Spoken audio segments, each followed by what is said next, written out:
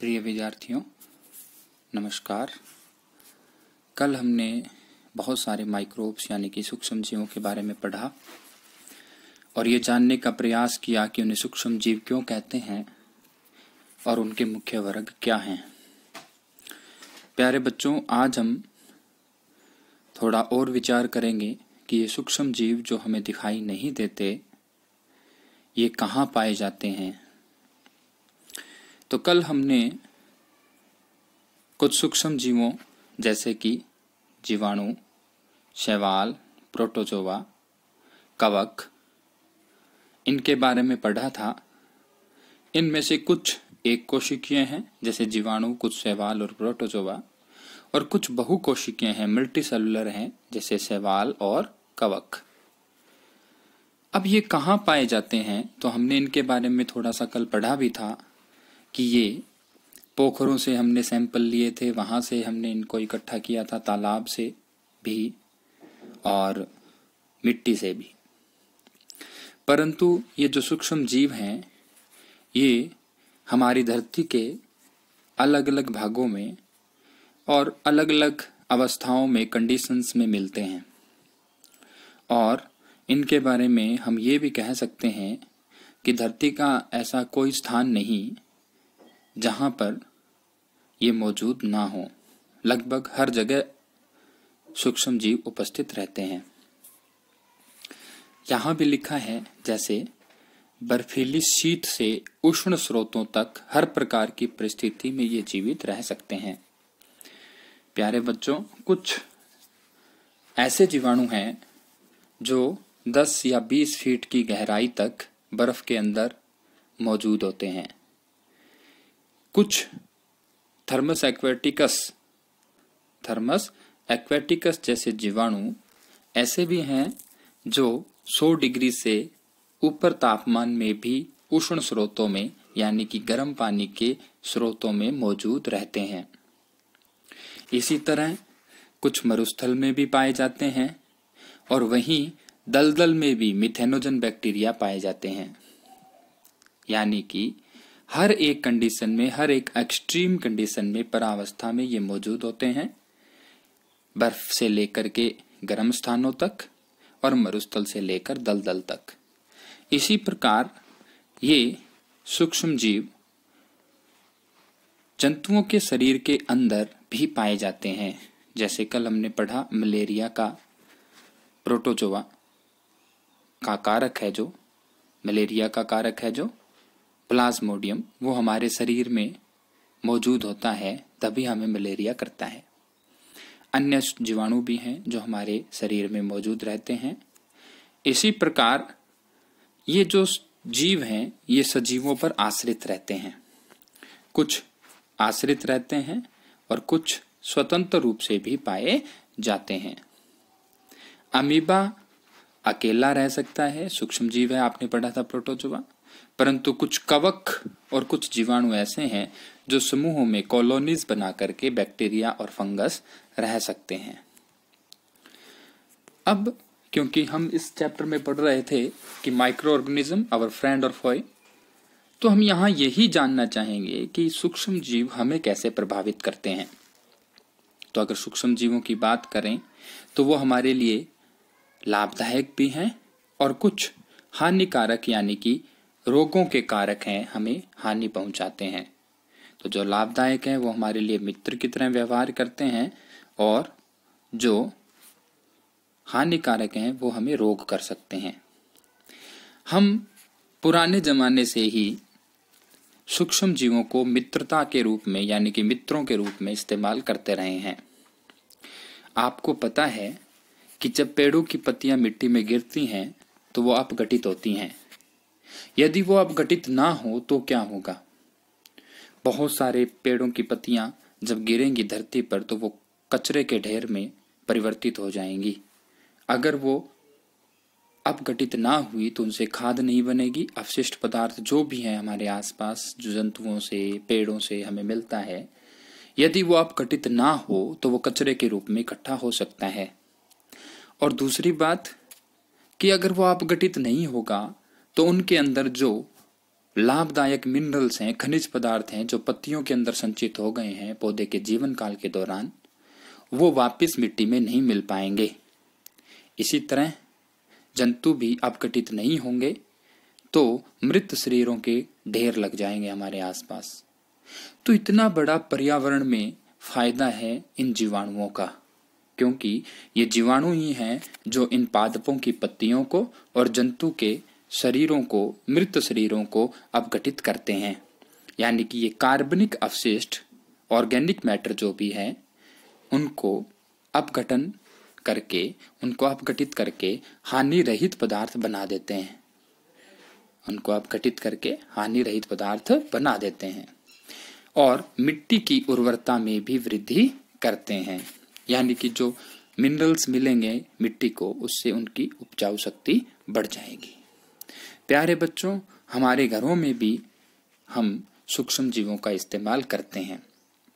आपने देखा होगा कि जब हम दही बनाते हैं दूध से, तो दूध में थोड़ा सा दही मिलाते हैं। अब यदि हम उसमें दही नहीं मिलाएंगे तो क्या दूध दही में परिवर्तित हो पाएगा? तो कभी नहीं होगा ऐसा। क्यों?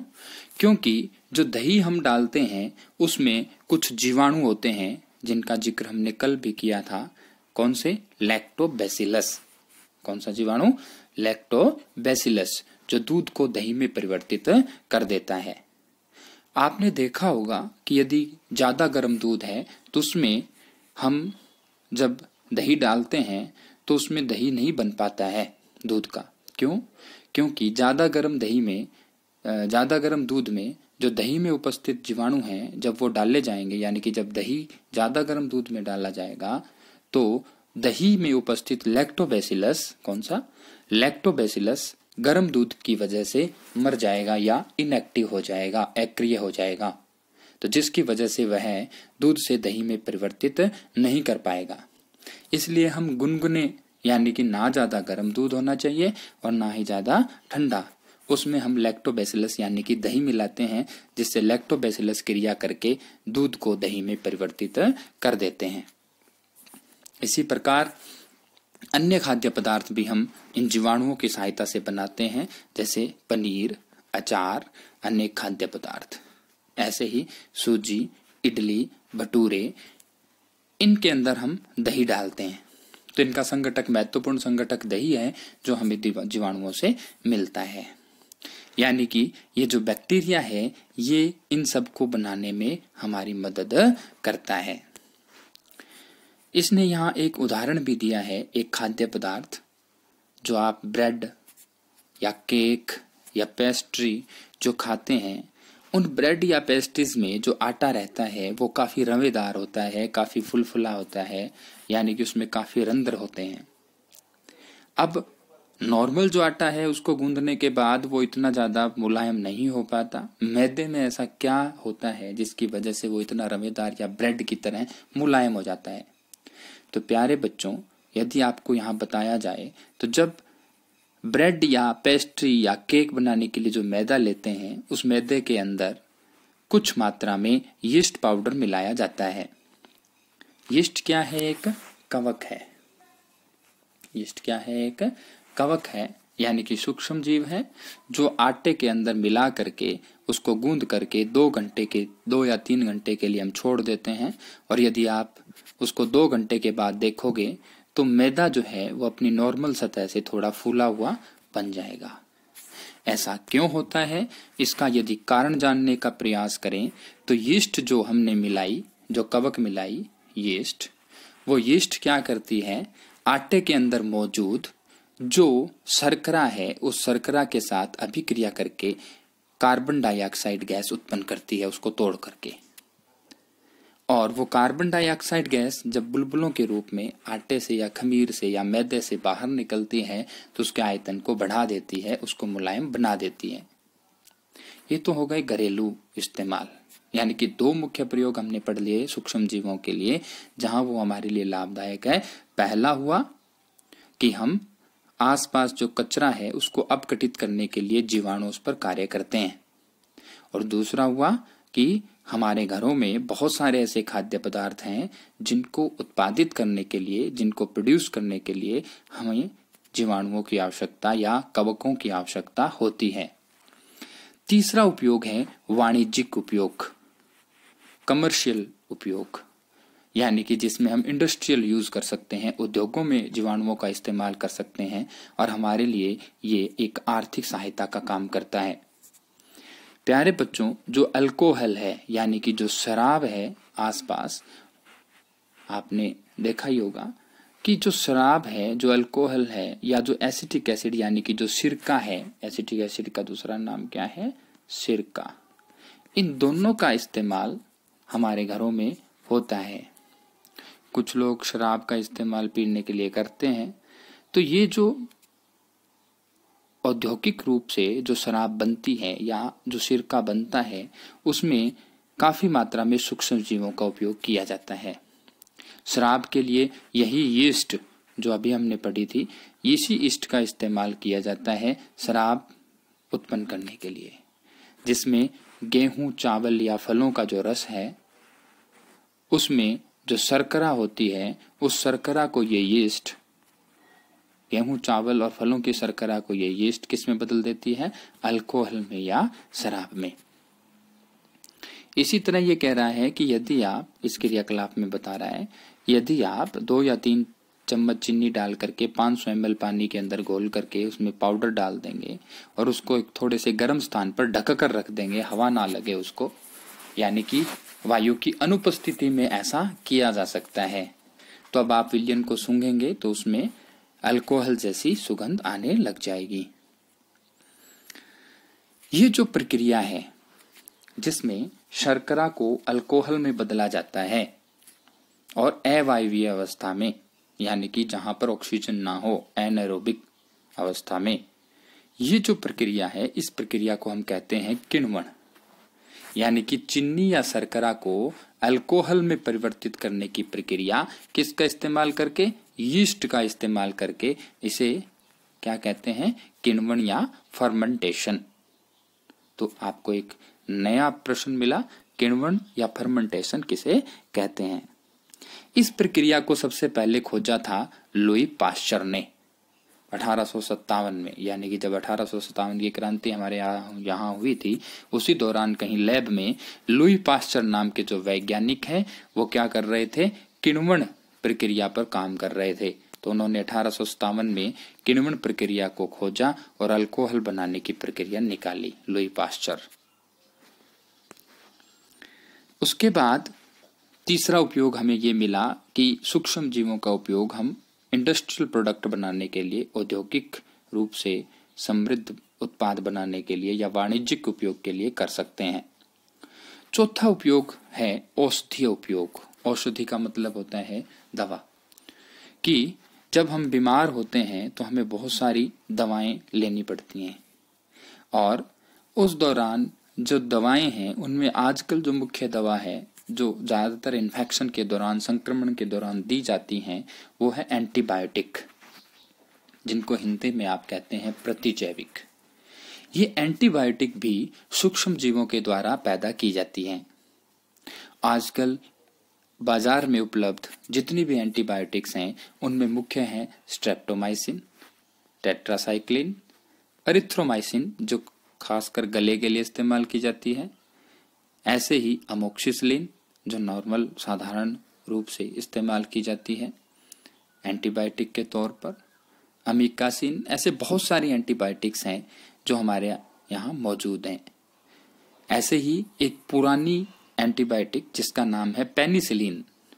कौन सी? पेनिसिलिन। सबसे पहले जो खोजी गई एंटीबायोटिक थी वो थी पेनिसिलिन, और पेनिसिलिन जो एंटीबायोटिक है ये खोजी गई किसके द्वारा? अलेक्जेंडर फ्लेमिंग के द्वारा। ये लैब में काम कर रहे थे, बहुत सारे जीवाणुओं को ग्रो करने का, वृद्धि करने का काम कर रहे थे। तो संयोगवश उन्होंने देखा कि जिन कल्चर मीडिया में, यानी कि जिन माध्यमों में उन्होंने जीवाणु उगाया है, यदि वहां पर एक छोटी सी फफूंदी का बीजाणु गिर गया है या वहां पर फफूंदी उगाई है तो उसके आसपास कहीं उन्हें जीवाणु दिखाई नहीं दिया। उन्होंने अंदाजा लगाया कि कहीं ये फफूंदी उन जीवाणुओं को वृद्धि करने से रोकती तो नहीं। और बाद में उन्होंने लगातार उस पर अध्ययन किया तो उन्होंने पाया कि ये जो फफूंदी है यानी कि ये जो कवक है, इस कवक में एक रासायनिक पदार्थ है, यानी कि ये कवक एक ऐसा रासायनिक पदार्थ पैदा करती है जो जीवाणुओं को वृद्धि नहीं करने देता। इस कवक का चित्र आपने यहाँ इस पाठ के दौरान देखा भी था। ये वो कवक है, कौन सी? पेनिसिलियम। जो पेनिसिलियम कवक है, इस कवक के बीजाणु यदि जीवाणुओं के आसपास गिरते थे तो उससे जीवाणुओं की वृद्धि रुक जाती थी। अलेक्जेंडर फ्लेमिंग ने विचार दिया कि यदि इसके रासायनिक पदार्थ को निकाल लिया जाए तो ये हमारे शरीर में होने वाले बहुत सारे संक्रमण जो जीवाणुओं के द्वारा होते हैं उनको रोक सकता है, क्योंकि ये जीवाणुओं की वृद्धि को रोक देगा, जिसकी वजह से ऐसा संभव है। और बाद में बहुत सारे जीवाणुओं के ट्रीटमेंट के लिए, जो ऐसे रोग जो जीवाणुओं से फैलते हैं, ऐसे संक्रमण जो जीवाणुओं से होते थे, उनके ट्रीटमेंट के लिए पेनिसिलियम का इस्तेमाल किया जाने लगा। वर्ल्ड वार के दौरान भी ऐसा किया गया। तो हमारे यहाँ अगर बात करें, अलेक्जेंडर फ्लेमिंग ने जो पेनिसिलियम फफूंदी से जो केमिकल खोजा, उससे जो एंटीबायोटिक बनी उसका नाम दिया गया पेनिसिलिन। और इस पेनिसिलिन को काफी मात्रा में प्रयोग किया गया और काफी सारे जीवाणु के रोगों के बचाव के लिए इसका इस्तेमाल किया गया। तो अगर हमें पूछा जाए कि एंटीबायोटिक क्या है, तो कहेंगे हम कि वो औषधि या वो रासायनिक पदार्थ जो एक प्रकार के सूक्ष्म जीवों के द्वारा पैदा किया जाता है और दूसरे सूक्ष्म जीवों की या तो वृद्धि को रोक देता है या उन्हें मार देता है, वो क्या कहलाता है? एंटीबायोटिक। एंटी का मतलब अगेंस्ट और बायो का मतलब जीवन, यानी कि किसी के जीवन के खिलाफ।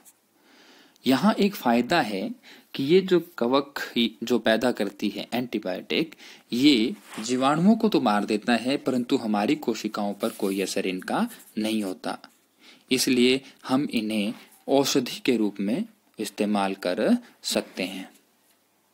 तो आपसे पूछा जा सकता है कुछ प्रतिजैविकों के नाम बताइए, और प्रतिजैविक क्या होते हैं तो वो यहाँ दिए हुए हैं। यानी कि हमने चौथा उपयोग पढ़ा, सूक्ष्म जीव एंटीबायोटिक के रूप में हमें काम आते हैं, यानी कि वहां पर भी वो हमारे लिए क्या है? मित्र की तरह काम कर रहे हैं।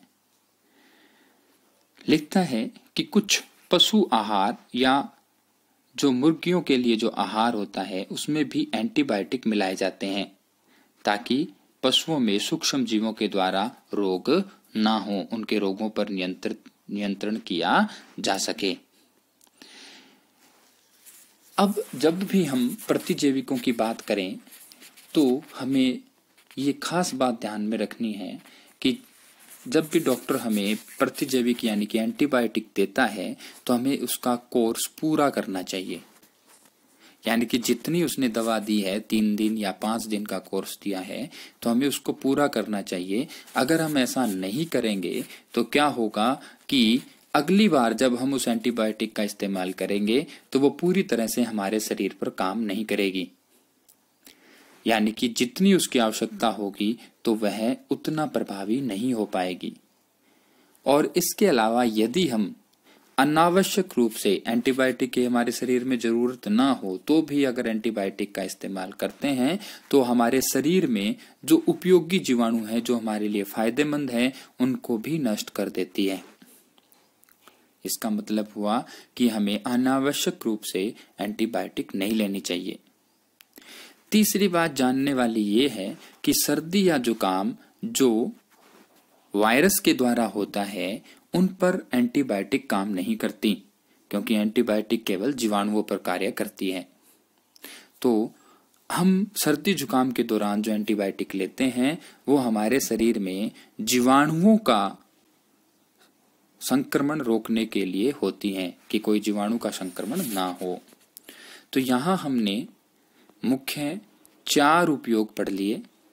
कुछ अन्य उपयोग भी हैं जिनको हम कल के लेक्चर में पढ़ेंगे। तो आज आप ये मुख्य 4 उपयोग अच्छे से याद करेंगे और जो कुछ इसमें जो मुख्य रूप से 2 साइंटिस्ट आए हैं इनके बारे में अलग से जानने का प्रयास करेंगे, अलेक्जेंडर फ्लेमिंग और लुई पाश्चर, इन्होंने और क्या योगदान दिया विज्ञान के क्षेत्र में। आज के लिए इतना ही, धन्यवाद।